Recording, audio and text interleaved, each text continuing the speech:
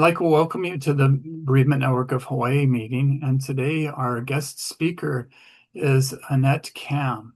And Annette retired in 2015 after 42 years as a registered nurse at Kapilani Medical Center.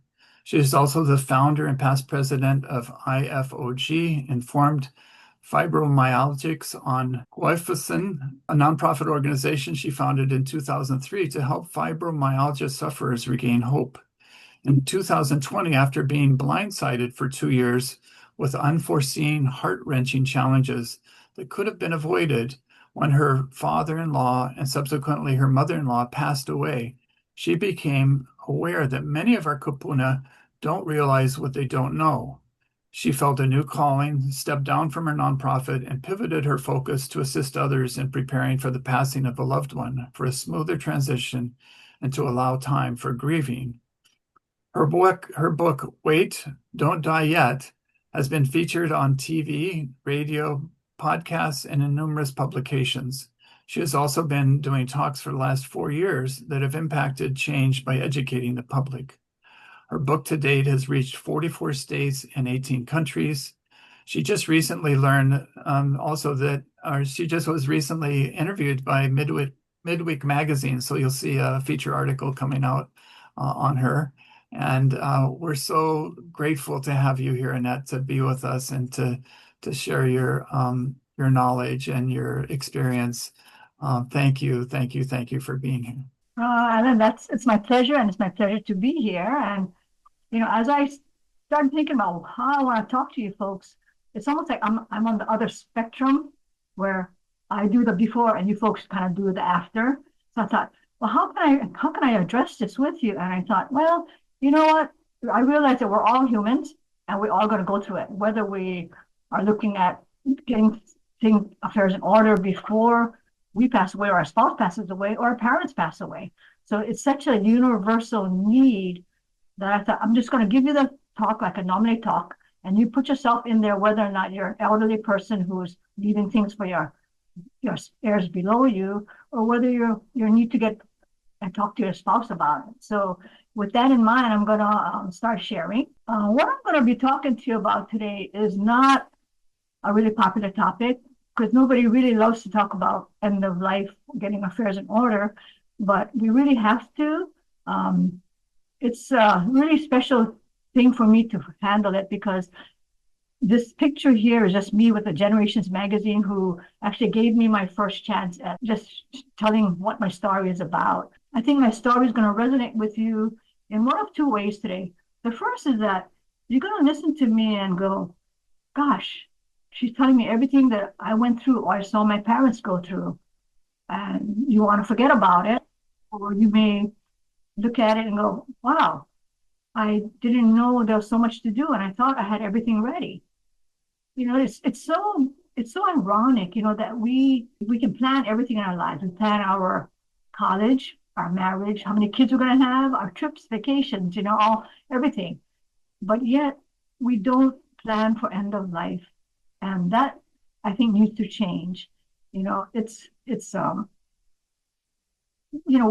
it worth it to you today to know when you pass or your parents pass that everything's in order, so that we're not running around doing things that we could have or actually should have done. So I'm not here to depress you because it sounds depressing, but I'm here to try to encourage, motivate, and empower you and people so that when time comes, your family has time to grieve and just not running around doing things we could have or should have done. Okay. First of all, there's a disclaimer that this presentation is going to be based just on my personal story. I'm not an attorney. However, I do have two attorneys in my family who actually have given my book the thumbs up, so I'm very proud of that. These are just a few of the venues that I have been able to present at or been featured in over the last 4 years. It was nice that Midweek decided to do a story on me, so that's going to come out probably end of September, they said. But I've been really blessed. I mean, just looking at these different venues I've been featured in, and HMSA even made a video of me, and you can look that up if you want to. But today, I want to talk about you and are your affairs in order? Are you ready? And And can you be ready? I want you to think in your own mind on a scale of 1 to 10. If something should happen to you, can your family take over seamlessly so that they don't have to worry about anything? Everything is in order. I have not really met a 10 in my life yet, okay, in all these years that I've been doing these talks. I think some of us may be a 0 or 1 where we haven't done anything yet. We haven't done, our will or trust, power of attorney. But I think probably the majority of us here are in the maybe 3 or 4 stage where we have done our will, our trust, advance directed, all that. But when was the last time that we actually reviewed it, right? So over the next few minutes, what I want to do is go over just a few things to make you start thinking, especially if you think that your things are in order, because I think by bringing these things up, you're going to realize, gosh, maybe I'm not. The first thing that I want to bring up is your finances in your family. In a family, usually one person does all the finances and the other person is just left in the dark. They have no clue what's going on. So should something happen to your spouse, say, and your spouse has done all the finances, can you take over? Are you able to take over? It used to be really simple. All you do is you get the bills and you write a check and you send it out. But now, so much is done. Our technology has advanced so much that so much is done by the internet. We have our bills automatically deducted from our bank accounts or automatically deducted with our credit card. So this is something that has to be addressed, okay? My husband didn't even know our stamps were, okay? Now, the second category is passwords. Everything has passwords now, and which is great. Everything is scanned and looks good, right? But if whoever takes over you don't know the password, then what? And even if they knew the password, do they know what file or folder to look into? That's something to think about, yeah. The next one is your motor vehicle ownership papers. Do you know where they are at this moment? Do you know who's on it? Is it you and your spouse, or just your spouse? Should something happen, how do you sell the car? And my last example here is the keychain. Should something happen to your spouse or your parent tonight and you inherited the keychain, do you know what every key on that keychain opens? Everybody knows a house key, a car key. What about the rest? Well, what I want to say is, all those things that I just went over, I did not just put them out of the air. I lived through every single one of those, and they were very painful. I mean, I wouldn't want them to happen to anybody else. So that is why that's the goal that I'm here for today. Now, when it comes to talking about end of life, there's so many stumbling blocks. I really like this slide because my husband's an author lover, and I think it really tells the expressions of many of us. Like the guy on the left is going, I have no clue what's going on. Don't bother me. I have no clue. There's lack of knowledge. The authors in the middle are saying, we know there's information out there, but where do we find it? And the guy on the right side, he's just hanging out for dear life. He has no clue. He's like a deer in the headlights. And he's probably saying what many of us say, I hope I go before my spouse. Well, today, I want to tell you my story. But I like to preface it by saying that, I don't believe in coincidences. I don't believe that things just happen by coincidence. I believe that there's a reason for everything. And I believe you're here because there's a reason you are here. Maybe you're going through it right now. Or you need to start addressing what I'm going to be telling you. I believe that in every mess, there's a message. And in every pain, there's a positive. And that's just my philosophy of life. And maybe I'm a little strange, but when I get passionate about something, I get really passionate. And what I want to do is kind of go over a little bit of my background. Just take a minute or two to go over my background, just so you know that when I do get passionate about something, I get really passionate, okay? And I want to start off by saying, back in 1968, and I was a junior in high school, and you can do the math if you want to figure out what age I am, but that's okay. Okay. But I was a junior in high school and I spent 2 months at Castle Memorial Hospital as a patient with a ruptured appendix for 5 days. And I almost didn't make it. And you may say, oh gosh, that's really horrible to hear that. And as horrible as it sounded, what happened is that it compelled me to become a nurse. So I became a nurse, graduated from the University of Hawaii. You can tell this picture is very, very old. We decorated our floor at Kapilani Medical Center with Sesame Street for Christmas. But you can tell this picture is old because nobody wears white uniforms anymore or have nursing pins or nursing caps. And of course, my hair was black back then. But I worked at Kapilani for 42 years in the postpartum, mostly in postpartum. So I probably saw many of you through the birth of your children or even grandchildren. This is a picture of me and Tucker Hirsch, our therapy dog. Work stopped when he came on the floor. And this is just my last day of work and my retirement and part of my staff. They were just celebrating my last day of retirement. But what I wanted to say is while I was at the hospital in the early 1990s, I came down with an illness that no doctor could diagnose. Back then, fibromyalgia was not an easy, it's still not an easy diagnosis. But I suffered for 8 years. You name the symptoms, I had them. Okay.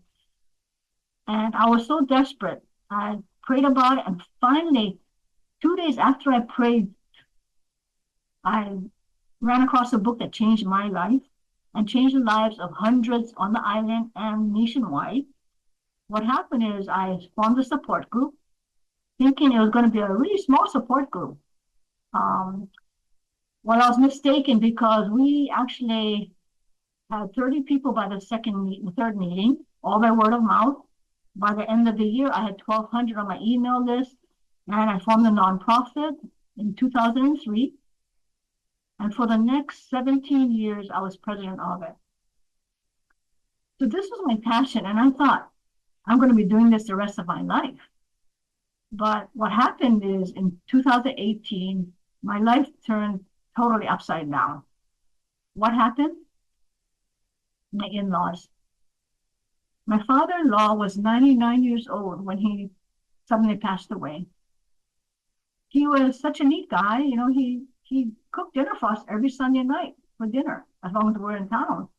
In fact, the last dinner he cooked for us was 3 weeks before he passed away. That's how healthy he was. And he was so organized that his 2 checkbooks, when he passed away, were balanced to the penny. And he was so organized that 16 years before he passed, he took us to his bedroom one night after dinner, showed us where the secret key was, showed us where the secret safe was, and he opened it up, and in there was everything that we would want. He had his will, trust, power of attorney. He even had his paid up funeral plan, his insurance papers. Everything was in there. And I was like blown away because he said, when my time comes, everything's here. And I believed him. And so I took pictures, I made a file folder at home, and then I totally relaxed. Well, I'm here today to tell you to please wake up, because if you have the legal paperwork, that's just a small part of what I went through. We never went through probate. So, people think that's the magic word. You avoid probate and you'll be good. Well, over the next 1.5 years, I found the challenges overwhelming. I cannot even begin to tell you how many times I said, I wish I had known this. I wish I had known this. Why is it that no one teaches us these things? And there were just the mundane things, things that people just really don't think about and they don't know about.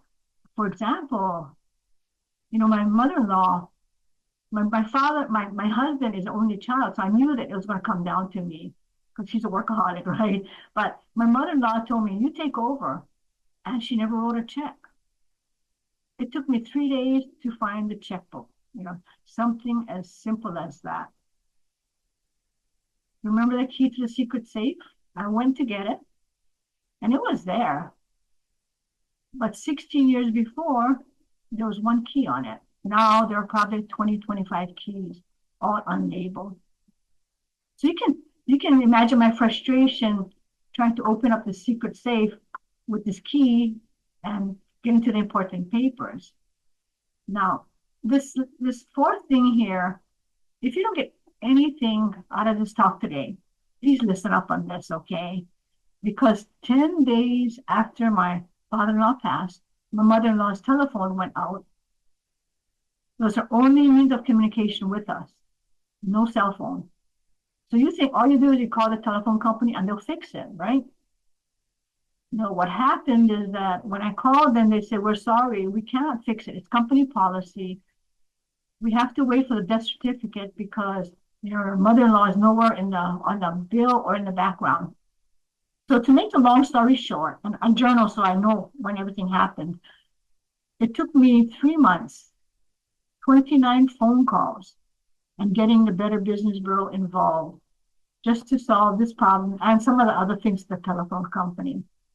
So what happened is, when something big happens in my life, I take out a journal, which I did, and I start jotting things down. So when my father-in-law fell, it was no different. I took out a journal, I wrote down when he fell, who the doctors were, what they said every day, what did I have to do, what phone calls did I have to make, who was I expecting a phone call from? And I ended up making a long list of things that I didn't know to do, or I ran across things that I wish I had known.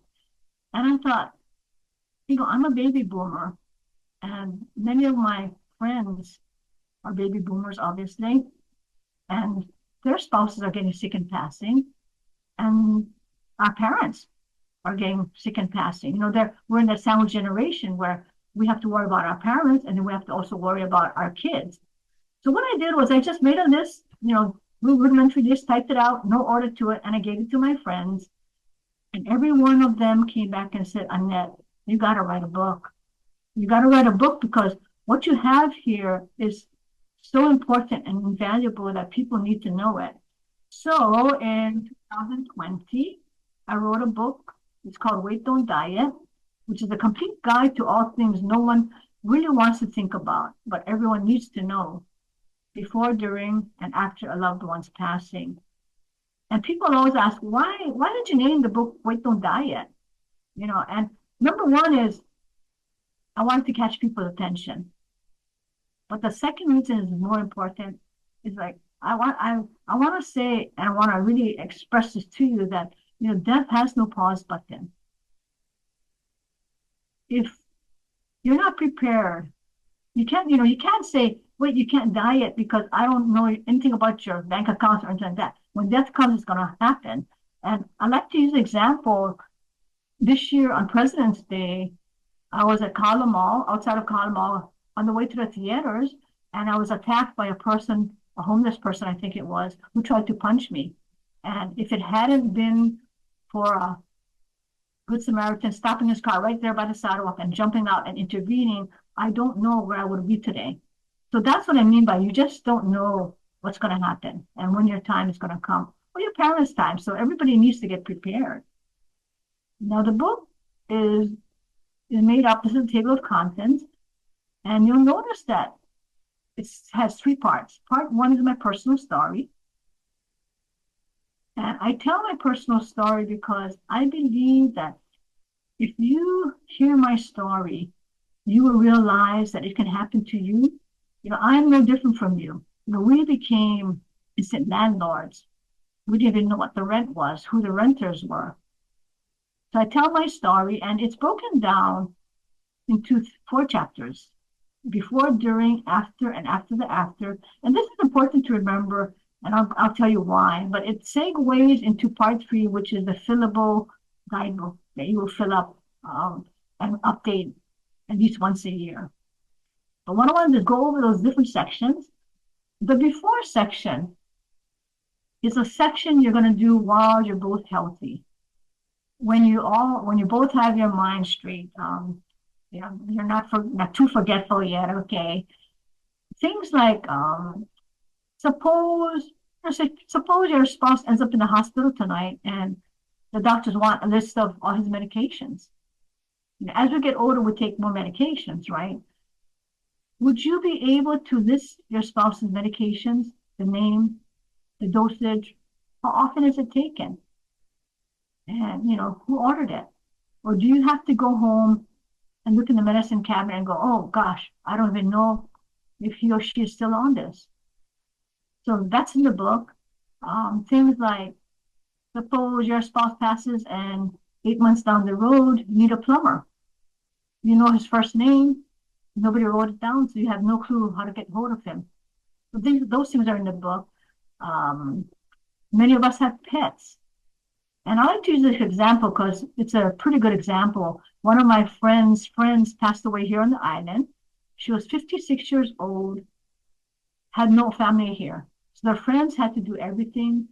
And she left a beautiful dog. No one knew who the dog was supposed to go to, who the vet was, if the dog was on any medication, things like that. So that's all in the book. The next section is a during section. And this is a transition period where, our parents, maybe one of our parents have to go into a care home or need in-home care. And this is where I interviewed many caregivers and I got their gems of knowledge so that it can make caregiving a little easier. I'm not going to say easy because it's never easy, right? But in case you need caregiving. Now, also in the book is how do you find a good care home or facility? And I know many of us, probably the majority of us, want to age in place, but sometimes it doesn't happen that way and we need to find a place.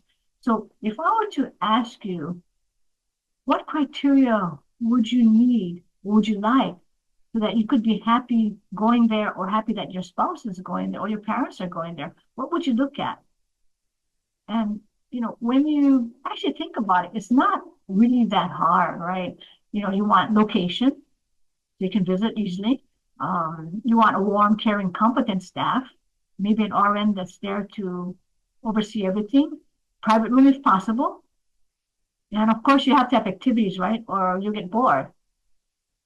And if I told you, okay, we got a place like that, would you be happy? Most people go, yeah, even though I don't want to go, I think I'll be okay.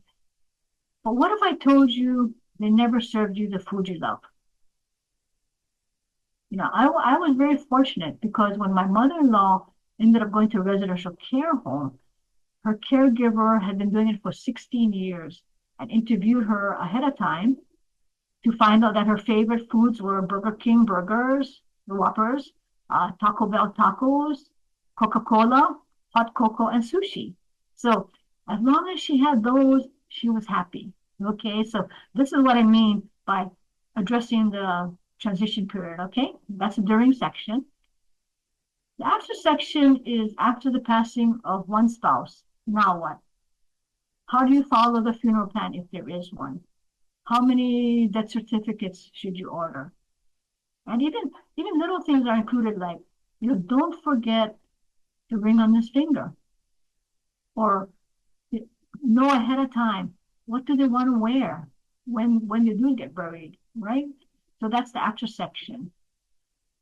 The after section is after the passing of both spouses, and there has to be closure for the children. Things such as, I didn't know I had to do an appraisal of the home for tax basis, or, when is it safe to close the bank accounts? How do I do the tax returns? At the same time, in this section, I did it from the viewpoint of what we leave our children to do. Now, what I mean by that is, I know many of us here would not consider ourselves hoarders, but many of us are pack rats, right? And what happened is that when my in-laws passed away, I went to their home to clean it out, and I was just appalled. Aside from the cockroaches, I was appalled that there's so many things left behind. I couldn't understand why there had to be 3 dozen empty mayonnaise and jam jars. And I know many of us do that, right? Or why there were so many dried up paint cans or rusted tools in the garage. Why do we leave that for our kids to clean up? Why? What happens if your parents leave this all to you? 50 years of stuff to clean up, right? We don't want that. I think probably the next slide is going to tell the whole story. One day, son, all this will be yours. You know, nobody wants to clean up your stuff, okay? And you don't want to clean up your parents' stuff, so get them moving, okay? In my case, this is a picture of what I had to go through. There's only a two-bedroom home. The right side is my in-laws' kitchen, which I spent 3 weeks trying to clean up and didn't make a dent. The left side is your second bedroom, which is used for storage, like I think all of us do use it for. He probably had everything from Publishers Clearinghouse in there, you know. So what happened is I spent 3 weeks just trying to clean up the kitchen, and it was impossible. And I didn't make a dent. So I ended up calling in resources, and in the book are resources. In my case, I used a company called Got Junk, and it's an excellent company. All you do is when they come, you just make an appointment. When they come, you just tell them what you want removed. They will give you a quote. If you say yes, they get to work right away. If you say no, they leave with no questions asked. In my case, it took 3 men, 6 hours, and 3 truckloads to get rid of everything in the home.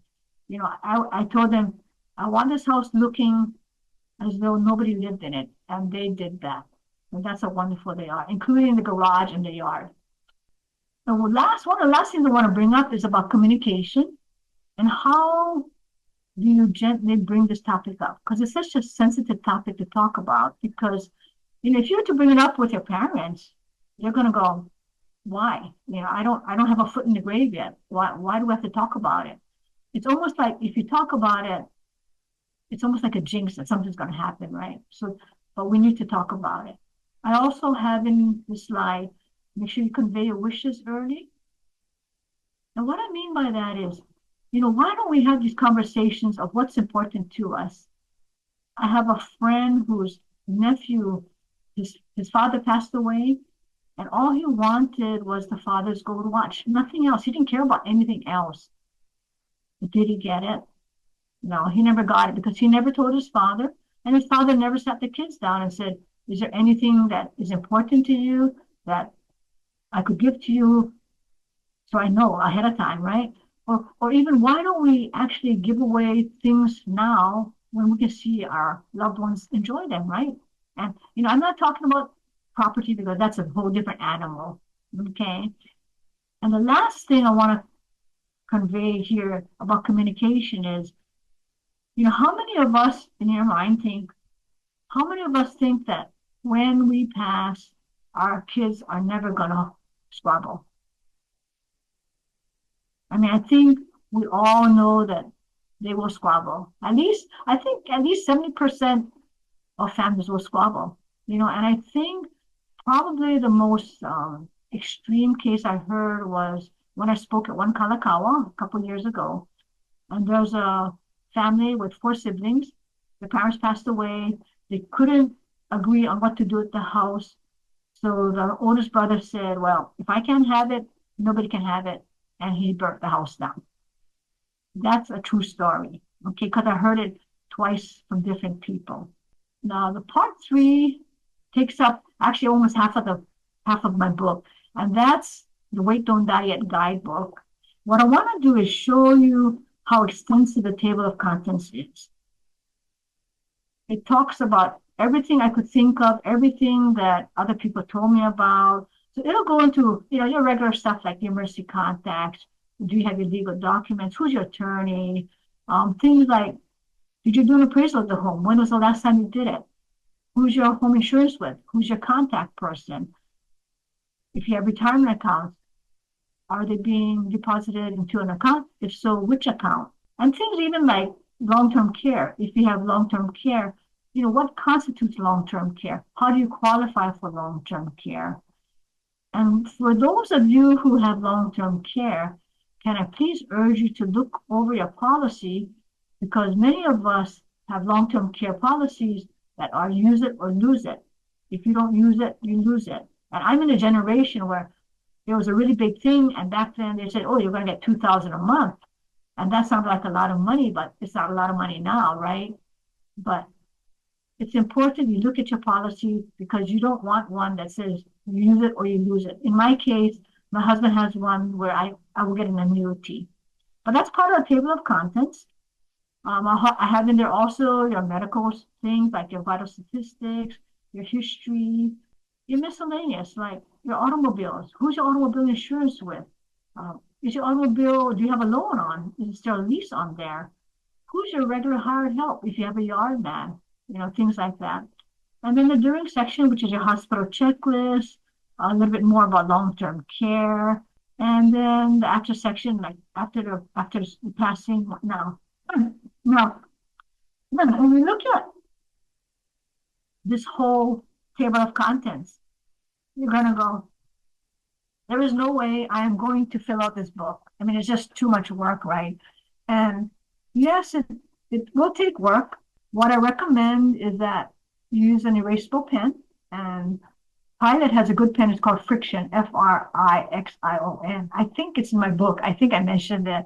But what you would do is you're going to go through this and you're going to just fill it in, come back to it if you don't know the answers. And you may think, I don't have the time. But, if you think about it, if you don't have the time and you know the answers or you know how to find the answers, what's going to happen if you pass and your family don't even know where to look, right? So it's really important.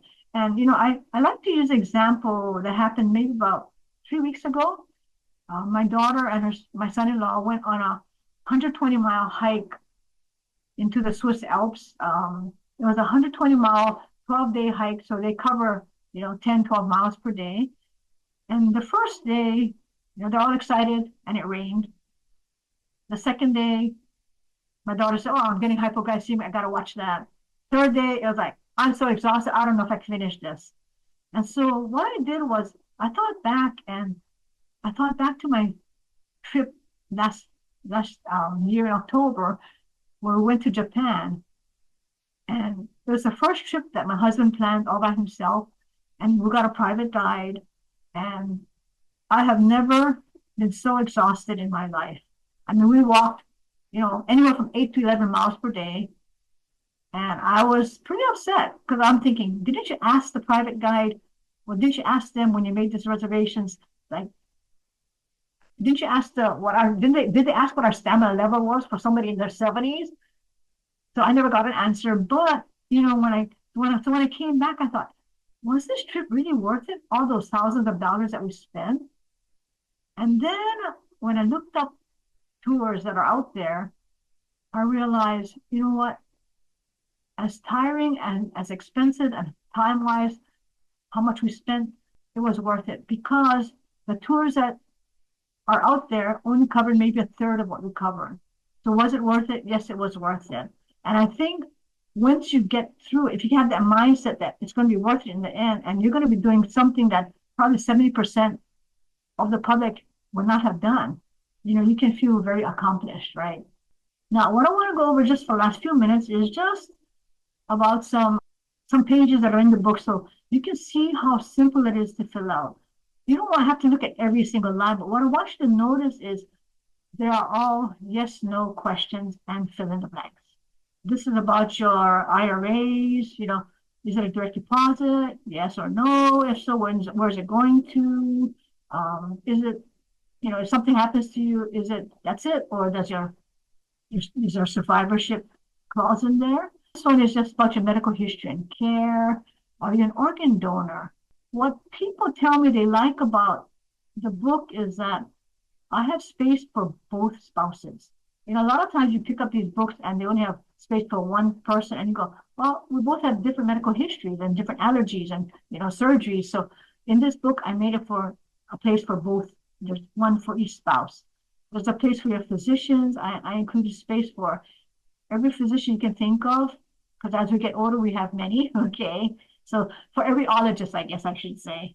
This is some more medical And the bottom part is very important. Make sure you have your birth certificate, social security card, marriage certificate, divorce decree. I can guarantee you that you're going to need them. In fact, I can't remember now, but somebody needed my in-laws' marriage certificate. And who thinks of those things, right? And there's just about your pets. The last thing is, what's the sense of having your book filled out, you have all your paperwork, but nobody can find it, right? I've talked to so many people that have things all over the house. It's in their den, it's in their bedroom, it's in Ziploc bags. So in the last part of the book, the appendix of the book, I have a file system where I put the best of the best that I could think of and made a file system which I use. And I know it works because my husband can find things, but I love it because it is color coded. So in the file system, there's a red section of folder, and that's all my things. My husband is blue, our finances are in green, and our, say, real estate is in yellow, and so forth. So I really like it. So again, the name of the book is Wait, Don't Die Yet. And if you want to, well, you can do this one of two things. Just remember my name, AnnetteKam.com. And if you have a camera and you want to take a picture of the next slide, I have always offered the free ebook from the start. So you just go to AnnetteKam.com, and all you do is you put in your email address, and then within a few minutes, your email will get the link to download the free ebook. Now, I found that there's a tiny glitch, so I've got to tell you about this. I just found about this last night. When you go to put your email in, it'll go through, but you're going to, for some reason, it's not saying thank you, you're going to get the email. What it's saying is go to my website, which will take you nowhere. It's going to error out. So don't even worry. As long as you've submitted your email and say subscribe, although there's nothing to subscribe to, okay? As long as you hit that, you will get the email to download the free ebook, okay? Now, if you have found this of value, can you please spread the word? They can email me, or you can email me at buck1@aol.com. Because the way that I do these talks is all by referrals. I have not done any searching out on my own for the last 2 years. And I speak probably 3 times a month. So I appreciate that. Now, if you don't think you need the book, that's fine. But can I urge you to go to Amazon and just look at the reviews, because many people thought they had everything ready. If you get the free ebook, there's no strings attached. And I urge you to spread it to however many people you want. There's no strings attached. All I ask is that if you find value in it, go to Amazon and do a review, because that's how the book gets known.